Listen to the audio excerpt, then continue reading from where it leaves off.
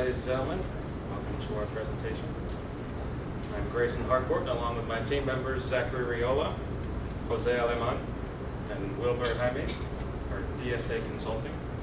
In today's presentation, we will be discussing Your Ride is Here, your social media use, and recommendations for the future. Today, I'll be covering an introduction to the company and a brief overview of the problem statement that we investigated. Zachary will discuss our primary research and analysis. Jose will discuss our secondary research and analysis. Wilbur will discuss our findings and conclusions. And I'll touch on some of the recommendations that we've come up with. We're glad that you're here today, and we ask that you please hold all questions until the end. To begin today, I'd like to give a brief introduction to the company, a general mission statement, and the problems statement that we investigated in our report. Your Ride is Here is a community-based organization, not-for-profit, that provides transportation to cancer-stricken individuals from their home or place of business to their treatment centers and back. At its core, Your Ride is Here is focused on reducing the stress of transportation so that patients can fully focus on their treatment and recovery. The problem statement that drove this entire report is founded in Your Ride is Here's declining number of requests for its unique services. In our primary investigation, we found that Your Ride is Here has an inconsistent posting to social media, which provides a missed opportunity for reaching volunteers and fundraising opportunities. With that, I'd like to hand it off to Zachary, who will touch on our primary research. Thank you, Grayson. As Grayson said, my name's Zach. I'm going to be covering primary research and in specific data collection methodology as well as data analysis. So in order to provide Your Ride is Here with suggestions on how they can improve their social media use, we felt that it was necessary to collect data from a population that we think utilizes social media the most. For that reason, we chose the students, faculty, and staff of St. Edward's University to collect data from. We also chose them out of convenience of distribution. Our final sample size is deemed to be 241 individuals. To establish the platforms that would suit Your Ride is Here best and increase their social media presence, we distributed a survey containing 10 questions. These are distributed throughout the university, most of the times before members of Team DSA's classes, with the approval of their instructor. Questions in the surveys included platforms in which people are most active, how often accounts are checked, times a day accounts are checked, as well as how often people would like to see updates from Your Ride is Here and the content they would like to see from an organization like Your Ride is Here. We drafted the survey in the St. Edward's University Library. Preliminary questions were sorted through to determine which questions actually seek to determine current social media trends. The final version was then sent to the executive director of Your Ride is Here, as well as the instructor of this course for final approval. As mentioned earlier, the overriding purpose of distributing these surveys was to identify current trends in social media use, and this allowed DSA Consulting to develop a thorough but concise analytical business report detailing a few recommendations that we feel would help Your Ride is Here greatly.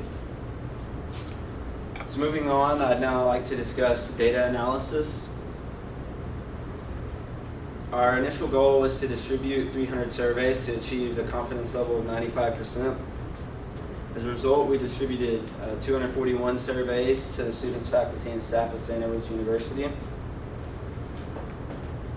41 of these, as you can see, all of these surveys were not valid. 68% of them were perfect. We deemed 15% of the ones that contained errors valid, and 17% of them we threw out.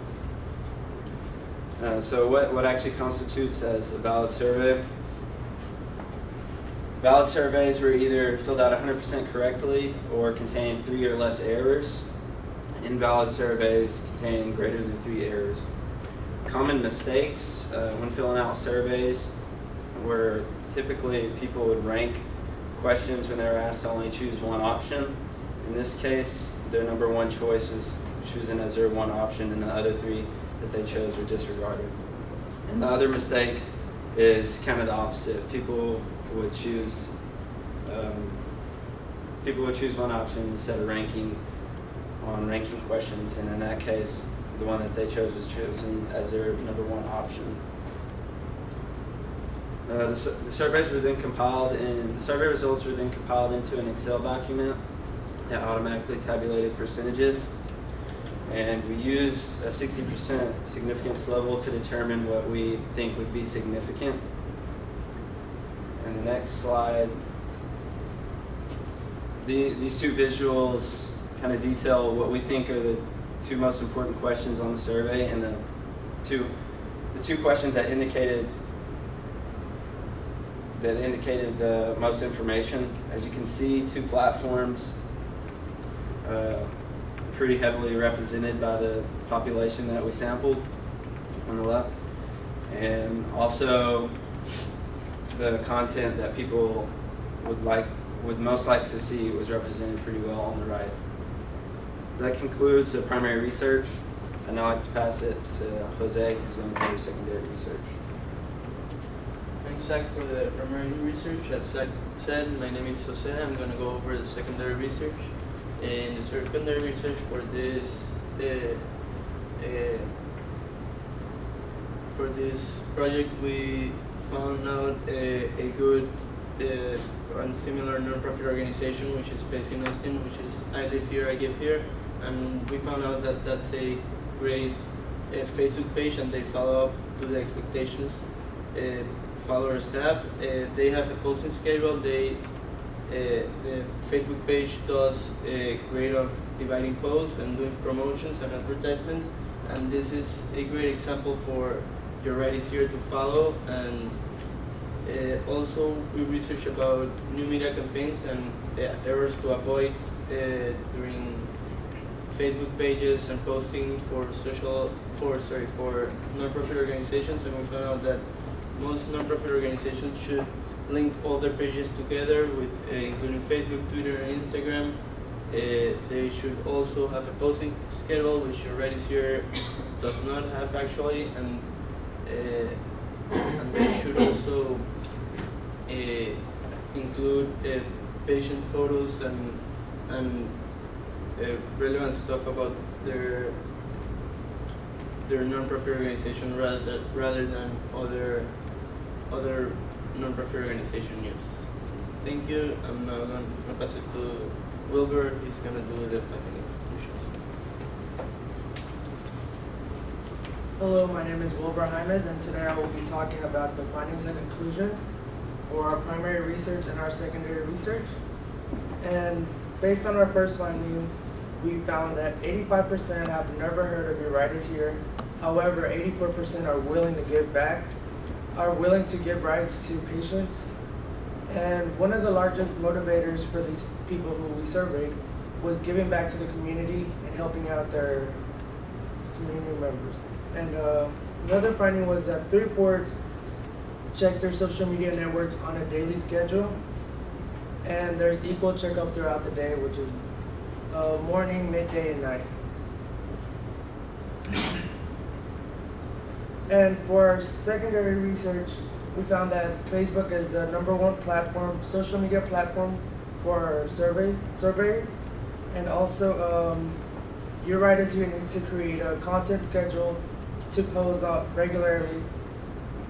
And they will also need to link up all their social media accounts and include surveys and promotions to increase their followers and their activities on social medias. Now we'll pass it to Grayson to talk about the recommendations. Thank you, Wilbur.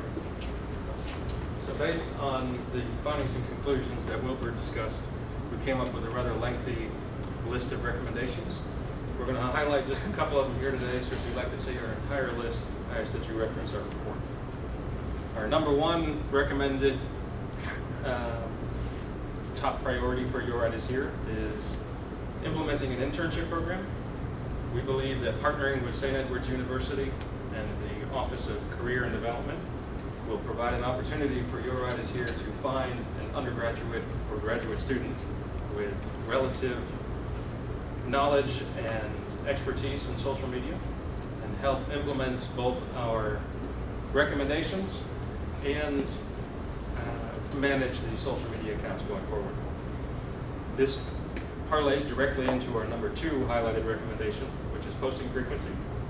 We believe that Your Right is Here needs to drastically increase their posting frequency in accordance with the findings and conclusions that Wilbur mentioned earlier. A couple highlights of those is to post at least once a day and to follow a content management schedule to decide which post to post. And lastly, our third recommendation, highlighted recommendation, is to establish an Instagram account. We believe that Instagram's highly photocentric platform blends well with Your Right is Here and their overall mission. We believe that in establishing such an Instagram account, we can increase the opportunities to reach new volunteers and provide further opportunities for fundraising. So with that, I'd like to wrap up our report with a brief conclusion. Again, my name is Grayson, and I covered the introduction to both our company and the problem statements. Zachary Riola discussed our primary research and analysis. Jose Aleman talked about our secondary research and analysis. Wilbur discussed some of our recommendations and findings, and I touched on a few of our recommendations that we would recommend. And to highlight our number one recommendation, we'd like to see Your Right is Here implement an internship program. So with that, I thank you all for attending today. I'd like to open the floor to any questions that you may have.